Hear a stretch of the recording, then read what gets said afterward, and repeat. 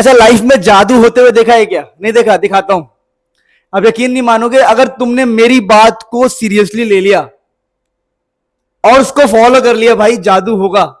अगर तुम एवरेज हो, बिलो एवरेज हो, बहुत बेकार हो, मैं तो कहता हूं घटिया हो, पढ़ाई लिखाई में कोई मतलब ही नहीं है, लेकिन एक अवेयरनेस आई अंदर से कि भाई लाइफ में कुछ करना है, एकदम से झटका लग गया कि भाई लाइफ में कुछ करना है, कुछ बढ़िया करना है, स्कूल में इज्जत हो जाए, घर पे इज्जत हो जाए, लाइफ में कुछ करना है बस भाई, कोई रास्ता दिखा दो कि कैसे एकदम मजा आ जाए, जीरो से हीरो हो जाए हम, तो बता दो, कोई तरीका बताओ। और टाइम है, हमारे पास टाइम भी है, तो कोई तरीका बता दो भाई, मजा आ जाए कि भाई मेरे को तो कुछ नहीं आता, मेरे को कुछ नहीं आता, कोई कोई गाइड कर दो।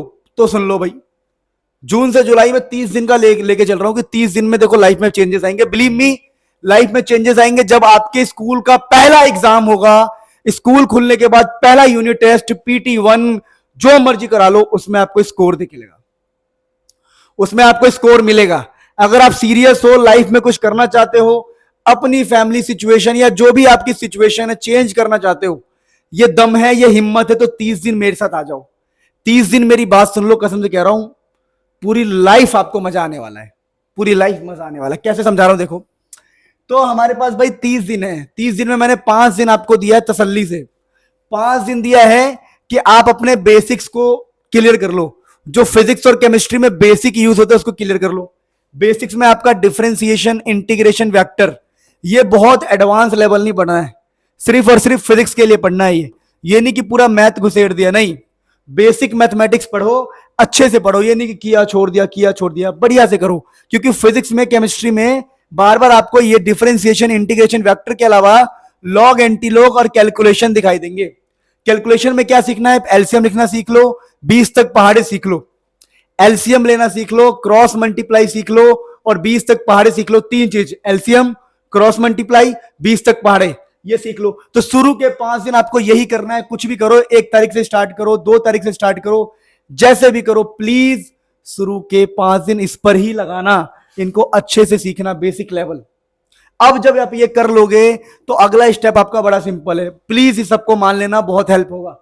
देखिए, आपके पास 5 दिन खराब हो गए, तो मान लेते कि 24 दिन रह गए, तो आपके पास 24 दिन है, 24 दिन।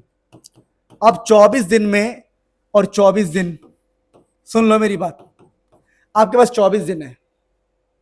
अब इन 24 दिन में आप जैसे भी करो, डेली फिजिक्स पढ़ो, डेली केमिस्ट्री पढ़ो, डेली मैथ्स पढ़ो, जैसे भी करो, 24 दिन के अंदर आपको फिजिक्स के कम से कम 4-5 चैप्टर करने, 4 चैप्टर करने। क्योंकि अगर स्कूल में आपके अभी तक अगर 2 चैप्टर हुए हैं या 3 चैप्टर हुए हैं, तो स्कूल से आपको आगे ही रहना है।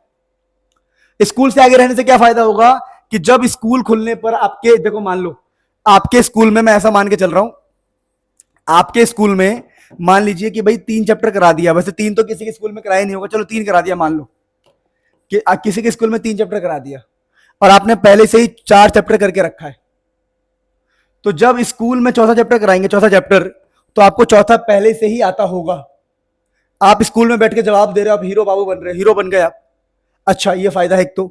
दूसरा ये, जब स्कूल वाला चौथा पढ़ा रहा होगा, तो चौथा आपको पहले से आता है, तो आप 5वां पढ़ रहे होंगे। जब स्कूल वाला 5वां पढ़ाएगा, तो आप 6ठे 7वें पे होंगे, तो आप स्कूल से हमेशा एक कदम आगे रहेंगे। और जब स्कूल से एक कदम आगे रहेंगे, तो जो भी यूनिट टेस्ट होगा, जो भी चीजें होगी क्लास में, उसके में आप राजा रहेंगे। आप जवाब दे रहे, खड़े होके आप बात कर रहे, आपको मजा आ रहा है, हर कोई इंप्रेस हो रहा है। तो आपको स्कूल से एक कदम आगे रहना, और कम से कम 4 चैप्टर अच्छे से करना है।